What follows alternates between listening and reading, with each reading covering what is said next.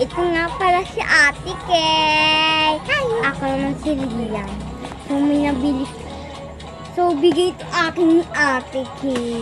I mean, bigay sa akin ng Ate Kay. Ewan ko kung ano daw to. Sabi niya fishy daw to. Kaya itong yung ganyan. Sana daw. Lagos na ka lang. Fishy siya. Hello!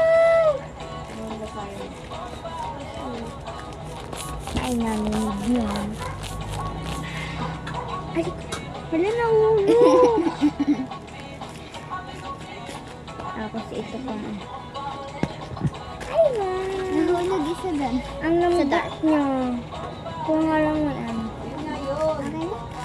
Ayusin ko din. Hindi, para yung hole, para ano, yung, para pag ano, pag, diba, pag squeeze mo, hindi babalik. Kaya, linagay ko hole. Ayan, guys. Baliw yung isa. Oo, waliw yan. Ito, utak niya. Oh, pasabog. So, ayun lang guys. Bye! Bye-bye!